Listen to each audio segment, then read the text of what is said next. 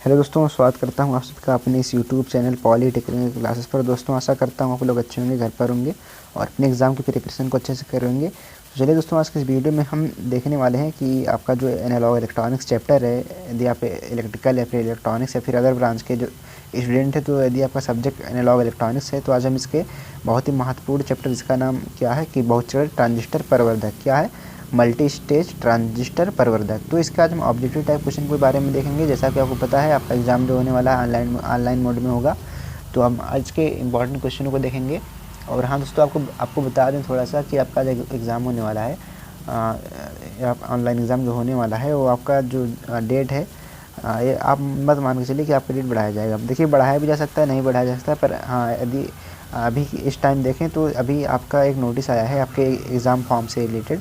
तो उस नोटिस से ये पता चल रहा है कि जो है आपका एग्ज़ाम लास्ट जुलाई तक हो जाना चाहिए, जुलाई के लास्ट तक हो जाना चाहिए, क्योंकि एग्ज़ाम फॉर्म की जो डेट है वो कही जा रही है कि 17 तारीख तक आपका जो है एग्ज़ाम फॉर्म फिलअप हो जाना चाहिए। देखिए, हमने इस पर एक वीडियो बना दी है, जाकर के प्लेलिस्ट में देख लीजिएगा। बाकी देखते हैं कि आपका जो बहुचरण ट्रांजिस्टर प्रवर्धक होता है, यानी कि मल्टी स्टेज ट्रांजिस्टर प्रवर्धक होता है, क्या होता है। तो पहले थोड़ा सा बता देते हैं कि क्या होता है ये, फिर इसके बाद इसके क्वेश्चन को देखेंगे।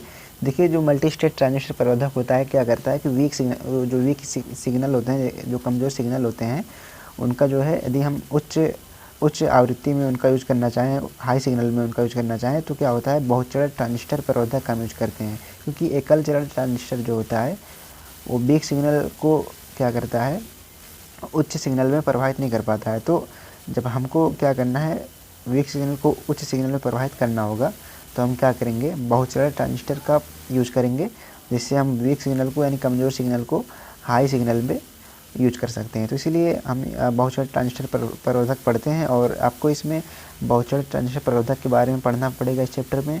और बहुचरण मतलब एकल चरण ट्रांजिस्टर से बहुचरण ट्रांजिस्टर प्रवर्धक कैसे बनाए जाते हैं, तो सारी विधियाँ आप पढ़ेंगे इस चैप्टर में। और कुछ इसके उससे संबंधित मतलब कुछ न्यूमेरिकल्स हैं, वो सारी चीज़ें आप पढ़ेंगे। चलिए देखते हैं कि क्या है हमारा क्वेश्चन नंबर 1, कि एक ऐसा ट्रांजिस्टर जिसमें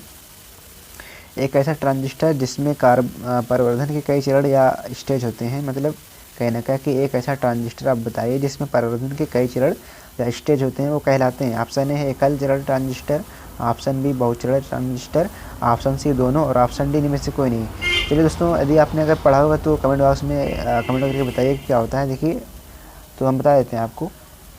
देखिए, यहाँ पे क्या होता है कि ऑप्शन बी होता है, क्योंकि बहुचरण ट्रांजिस्टर में क्या होता है कि क्या करते हैं हम यहाँ पे ट्रांजिस्टर को, जिसमें परिवर्धन के कई चरण होते हैं, यानी कि परिवर्धन के कई चरण होंगे यहाँ पे। मतलब एक ट्रांजिस्टर हम यहाँ पे यूज़ करेंगे, फिर बीच में कुछ ना कुछ विधियाँ, मतलब संधारित्र यूज़ करेंगे या फिर और कुछ यूज़ करेंगे, फिर इसके बाद दूसरा ट्रांजिस्टर यूज़ करेंगे, मतलब एक स्टेज, सेकंड स्टेज, इस प्रकार से हम कई ट्रांजिस्टरों का यूज़ करके हम बहुचरण ट्रांजिस्टर का निर्माण कर लेते हैं। तो ये जो विधि होती है कि एक ऐसा ट्रांजिस्टर जिसमें परिवर्धन के कई चरण होते हैं, तो हमारे क्या कहलाते हैं, बहुचरण ट्रांजिस्टर कहलाते हैं। तो यहाँ पे ऑप्शन बी इसका राइट आंसर हो जाएगा। तो बाकी बढ़ते हैं क्वेश्चन नंबर 2 की तरफ। क्वेश्चन नंबर 1 आपको समझ में आ ही गया होगा, और अगर वीडियो अच्छी लगी तो वीडियो को लाइक कीजिए, और यदि आप चैनल पर नए हैं, चैनल को सब्सक्राइब कर लें और बेल आइकन को प्रेस कर दें, ताकि जो भी हम वीडियोस डालें वो आपसे मिस ना होने पाए। और जो चैनल को अपने दोस्तों में शेयर भी करें, ताकि उनका भी जो है भला हो सके। बाकी देखिए, क्वेश्चन नंबर 2 क्या है कि यदि बहुचरण प्रवर्धक में n स्टेज प्रयुक्त किए गए हैं, जिनकी अलग अलग वोल्टेज लाभ क्रमशः A1 A2 AN हो, तो मल्टी स्टेज प्रवर्धक की कुल लाभ होगी। देखिए, यहाँ पे थोड़ा सा मतलब न्यूमेरिकली टाइप क्वेश्चन है कि यदि बहुचरण प्रवर्धक में n स्टेज प्रयुक्त किए गए हैं, तो जिनकी अलग अलग वोल्टेज लाभ क्रमशः A1 A2, अलग अलग वोल्टेज लाभ मतलब सबके हैं। फर्स्ट स्टेज का अलग होगा, सेकंड स्टेज का अलग होगा, थर्ड स्टेज का अलग होगा। तो इस प्रकार से वोल्टेज लाभ दिए गए हैं A1 A2 A3 AN। तो मल्टी स्टेज प्रवर्धक की कुल लाभ दी होगी, यानी कि देखिए, अलग अलग स्टेज को मिला करके मल्टी स्टेज यानी कि बहुचरण प्रवर्धक बनाए जाते हैं। तो जब इनको हम यूज़ करेंगे इन सभी को, तो क्या इनका मतलब मल्टी स्टेज प्रवर्धक की कुल लाभ दी कितनी हो जाएगी, आपको बताना है। ऑप्शन ए दिया गया है A बराबर A1 + A2 + A3 AN, और बी वाला दिया गया है A बराबर A1 × A2 × A3 AN, और सी वाला दोनों है, और डी वाला भी में से कोई नहीं। देखिए, अब यहाँ पे आप कुछ सोच रहे होंगे कि यहाँ पे इनको जोड़ देंगे तो हमारा संपूर्ण लाभ भी मिल जाएगा, पर दोस्तों ऐसा नहीं होता है। यहाँ पे क्या होता है, इनका आपस में गुणा करा देंगे तो आपको कुल लाभ दी, यानी कि मल्टी स्टेज प्रवर्धक की कुल लाभ दी आपको मिल जाएगी। तो इसीलिए यहाँ पे ऑप्शन बी राइट हो जाएगा क्वेश्चन नंबर 2 का। बाकी बढ़ते हैं क्वेश्चन नंबर 3 की तरफ। देखिए क्या है क्वेश्चन नंबर 3 कि पराया परावर्धक की पावर गेन व वोल्टेज गेन का मान डेसीबल में व्यक्त करते हैं। तो देखिए यहाँ पे क्वेश्चन है कि पराया परावर्धक की जो पावर गेन होती है और जो वोल्टेज गेन होती है उसको हम क्या डेसीबल में व्यक्त करते हैं। तो ऑप्शन ए सत्य है, ऑप्शन बी असत्य है, ऑप्शन डी ऑप्शन सी कहीं नहीं कहा नहीं जा सकता और ऑप्शन डी इनमें से कोई नहीं। देखिए जो परावर्धक की पावर गेन होती है और वोल्टेज गेन जो होती है उसको हम डेसीबल में व्यक्त करते हैं, ऐसा हम करते हैं। तो इसलिए यहाँ पे ऑप्शन ए राइट हो जाएगा। तो यदि आप इसकी थोड़ा सा मतलब थ्योरी पढ़ना है, मतलब एक बार इसे देख लेना है, तो आप इन क्वेश्चनों को बहुत ही ईजिली वे में समझ सकते हैं। बाकी देखते हैं क्वेश्चन नंबर 4 क्या है कि परावर्धक की वोल्टेज गेन को डेसीबल में व्यक्त करते हैं। देखिए परावर्धक की जो वोल्टेज गेन होती है यदि उसको डेसीबल में व्यक्त करना है तो कैसे व्यक्त करेंगे। देखिए मतलब यहाँ पे हमने केवल एक ही ऑप्शन दिया है ताकि एग्जाम में देखिए इससे मतलब थोड़ा सा न्यूमेरिकल पूछ लेता है, तो इसलिए हमने ऐसा लिखा कि इस क्वेश्चन को आपको दे दिया ताकि न्यूमेरिकल आपसे छूट ना पाए। और बाकी अगले वीडियो में हम इसके कुछ न्यूमेरिकल करा देंगे आपको। देखिए परावर्धक की वोल्टेज गेन को डेसीबल में व्यक्त करते हैं। देखिए वोल्टेज गेन इन डेसीबल, तो वोल्टेज गेन इन डेसीबल कैसे होता है, 20 log VO/VI या फिर 20 log AB होता है। क्या होता है 20 log AB, क्योंकि AB बराबर क्या होता है VO/VI। तो VO/VI की जगह हम AB भी लिख सकते हैं या फिर क्या कर सकते हैं AB केवल लिख दें, तो बात एक ही है। तो हम वोल्टेज गेन इन डेसीबल यानी कि वोल्टेज गेन को डेसीबल में कैसे लिखते हैं 20 log VO/VI या फिर 20 log AB लिखते हैं। तो ये हमारा फार्मूला एक प्रकार से होता है। यदि वोल्टेज गेन दिया गया है तो उसका हम डेसीबल कैसे निकाल सकते हैं या फिर वोल्टेज गेन को डेसीबल में कैसे परिवर्तित कर सकते हैं, तो इस फार्मूले का यूज़ करेंगे तो आप आसानी से कर ले जाएंगे। तो इसको भी आप याद कर लीजिएगा, एग्जाम में क्वेश्चन पूछ लेता है। तो बाकी बढ़ते हैं क्वेश्चन नंबर 5 की तरफ। क्या है देखिए, एक स्टेज को दूसरे स्टेज से किसी युग्मन युक्ति के माध्यम से जोड़ने की प्रक्रिया कहलाती है। देखिए एक स्टेज को यदि दूसरे स्टेज से किसी युग्मन युक्ति के माध्यम से जोड़ना है तो प्रक्रिया क्या कहलाएगी। देखिए बहुचर ट्रांजिस्टर जो प्रवर्धक होता है, मल्टी स्टेज ट्रांजिस्टर जो प्रवर्धक होता है ना दोस्तों, इसको जो हम क्या करते हैं एक स्टेज को दूसरे स्टेज से जब जोड़ते हैं इस प्रकार से तब वो बनता है। तो ये दोनों जो मतलब इस प्रकार से मतलब जोड़ दिया, एक स्टेज ये है फिर एक स्टेज ये है, ऐसे जोड़ देने से नहीं बन जाता है। इनको जोड़ने के लिए भी कुछ ना कुछ डिवाइसेस का यूज़ करना पड़ता है। तो जो डिवाइसेस का हम यूज करते हैं तो उस प्रक्रिया को हम क्या कहते हैं, यहाँ पे बात की गई है, तो उस प्रक्रिया को हम युग्मन कहते हैं। क्या कहते हैं, युग्मन कहते हैं। ऑप्शन में बाइसिंग अलग चीज़ होती है, डेसीबल तो मान होता है, ऐसी चीज़ नहीं होगा। तो देखिए इस क्वेश्चन को फिर से आप देख लीजिए कि एक स्टेज को दूसरे स्टेज से किसी युग्मन युक्ति के माध्यम से जोड़ने की प्रक्रिया क्या कहलाती है। तो जोड़ने की प्रक्रिया हमारी युग्मन कहलाएगी। क्या कहलाएगी, युग्मन। तो बाकी मतलब युग्मन का मतलब समझ रहे हैं कि मतलब दो जोड़ों को एक चीज़ को जोड़े के रूप में बनाना। मतलब एक स्टेज है एक स्टेज है, अगर इनके बीच में कुछ जोड़ देंगे तो मतलब एक जोड़ा बन गया, तो उसी को युग्मन कहते हैं। थोड़ा सा समझ लीजिए इस प्रकार से। बाकी देखते हैं क्वेश्चन नंबर 6 क्या है कि युग्मन की आवश्यकता क्यों पड़ती है। अच्छा, युग्मन की आवश्यकता क्यों पड़ती है, हमने बताया आपको कि पहले स्टेज की एसी आउटपुट को अगले स्टेज की इनपुट में स्थानांतरित करने के लिए।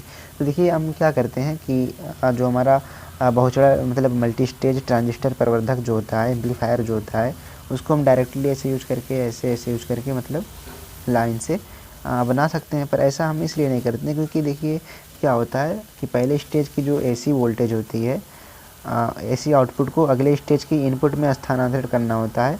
तो अगर एसी आउटपुट है तो अगले स्टेज में यदि इसको भेजना है इनपुट के रूप में तो इसके स्थानांतरण के लिए हम ऐसा करते हैं। दूसरी चीज़ क्या है, दोनों स्टेज की डीसी बायसिंग को अलग रखने के लिए, अर्थात यदि दो प्रवर्धक को बिना युग्म युक्ति के जोड़ दिया जाए तो वे एक दूसरे की डीसी बायसिंग को डिस्टर्ब करते हैं। तो मतलब क्या है कि एक स्टेज मान लीजिए ये है और एक स्टेज ये है, अगर इनको ऐसे मतलब इनके बीच में कुछ युग्मन यूज नहीं करेंगे तो क्या होगा कि इनकी जो डीसी वोल्टेज या फिर धारा जो भी होगी और इनकी जो डीसी वोल्टेज धारा होगी तो क्या होंगे, एक दूसरे को डिस्टर्ब करने लगेंगे। तो डिस्टर्ब ना करें एक दूसरे को, मतलब हमारा क्या है सिग्नल का प्रवाह आसानी से हो, फिर आप ऐसे कह सकते हैं।